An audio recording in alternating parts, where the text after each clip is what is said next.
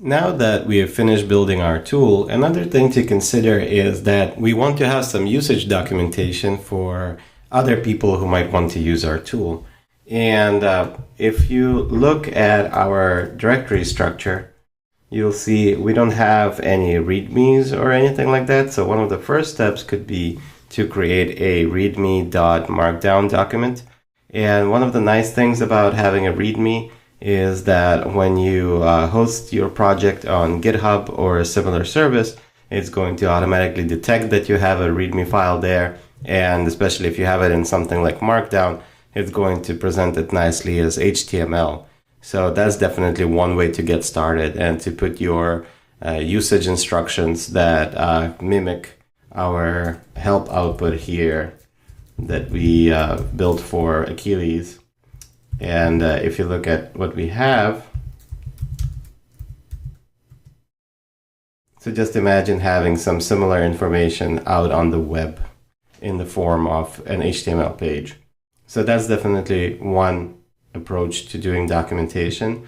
And then the other thing we can take advantage of is the fact that we are using Python for building our tool. So there's something called PyDoc that comes with Python, and it's a Python module, and it's the tool that's used for documenting Python modules.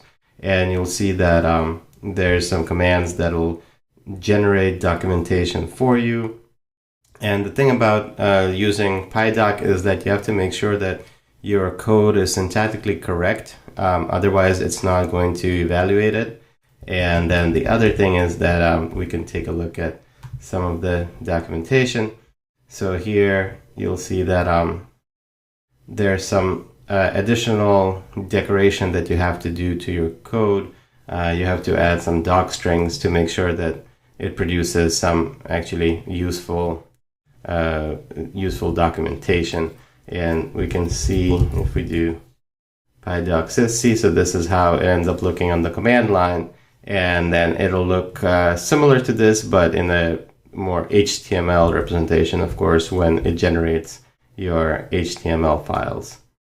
And this itself is an example of a pydoc document. So you could have documentation like this. And then there's another very popular option, especially in the Python community, and it's called Sphinx. And Sphinx is also a document generator, but here the difference is that it takes in this restructured text as its input. So you would have like a doc directory in your tool's source code repository, and you can run commands to generate these documentations out of restructured text. And you can have several different output formats, like you can have PDF, you can have HTML, and the documents look pretty nice. You have to keep them updated, of course, as you update your code. You can add tasks to your automated build if you have one, and they'll keep your documents updated. And then one of the nice things with Sphinx is that if you already have restructured text, you can take advantage of something called Read the Docs.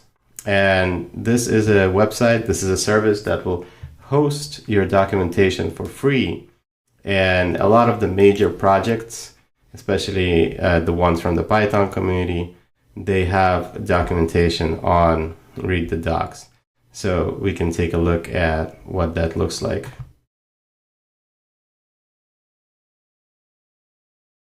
So here you go. Here's a user guide. So you see it's pretty nice. And then if you look at the actual information,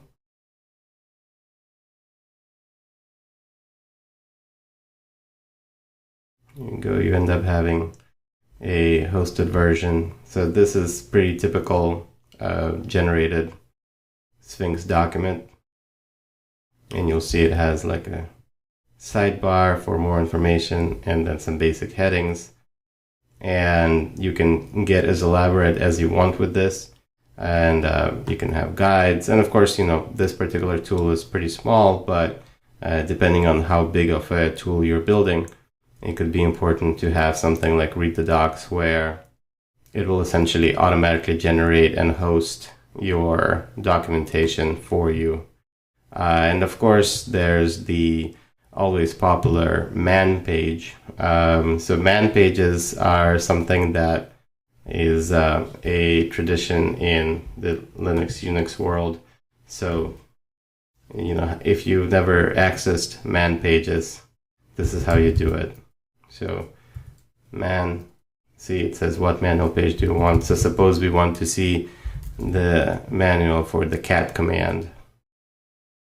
So there we go, it shows us the manual for the cat command, and you see it's a little similar to that usage menu we've seen before. It shows you the name of the command and the options, and it shows you what the flags are, how to use them, and then it takes you through some examples. So you can also write man related documentation, but that's of course more command line specific. It's not really something for online document hosting. You can generate man pages and host HTML files, but my recommendation would be if you're going that route, you might as well follow the Python convention and do something like the Sphinx document generation. And that's some of the stuff out there, some of the options for doing documentation for the tool.